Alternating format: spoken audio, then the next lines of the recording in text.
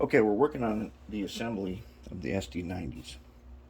And I got a couple of tips for you. If you're doing these Rail Power products, one of the things you're going to run into is when you put trucks on, like generally they're like standard Athearn trucks. There is this piece here, this little crossbar where there'd be a pintle.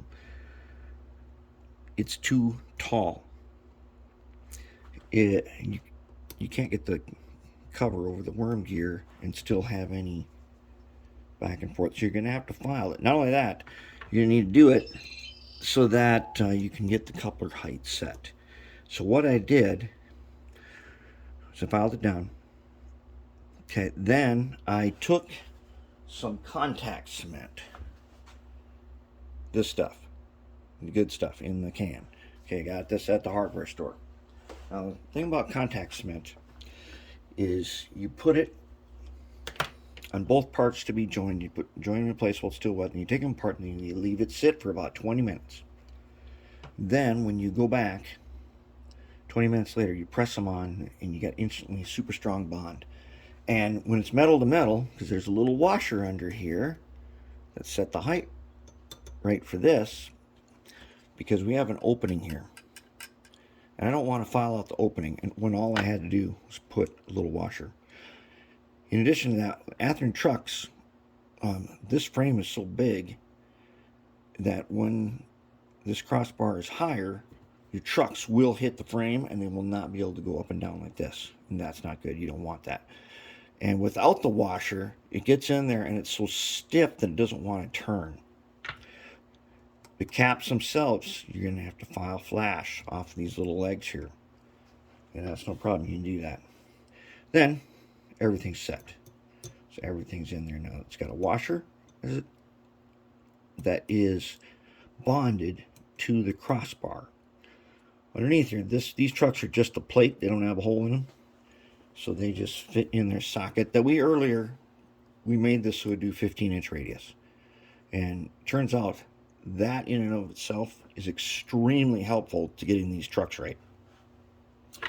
All right, then, well, we had the trucks all rebuilt and everything.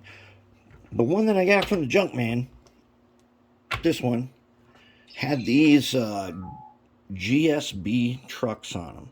I mean, they remind me of Atlas.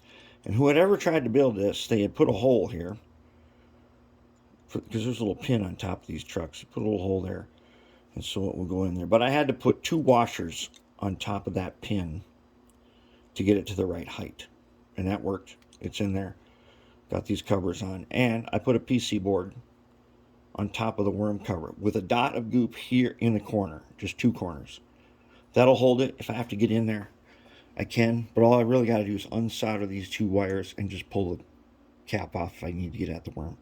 The other thing I did was, if you can see down in here, these GSB trucks only picked up from 2 wheels with wipers. So I put some phosphor bronze wire, if you can see that right there, and I soldered it to the back of the wiper, brought it over and bent it so it would wipe the back 2 wheels. And now I got some more pickup. That phosphor bronze white stuff is this stuff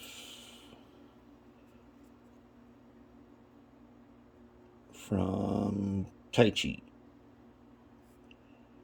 0125. I gotta get some more stuff. This is very useful stuff. Anyways, I got a little extra pickup. Now the next thing I had to do, since we're using the new Rev 1 motor, I had to shim it. And I've got all this lead weight here. It's kind of thin, so I had to like cut it and stack it up till I got up to the point where I want to be straight across, because I'm going to be using the silicone hose. Yep, that is going to be a long span, but we already proved we can do that with the SD40T-2 back in the holiday special, 6-7 months ago. This will work. And when it's decently straight, it's not putting too much pressure on anything, and we'll be good to go. Okay, so that's where we're at. We're getting it all assembled, and we're looking good.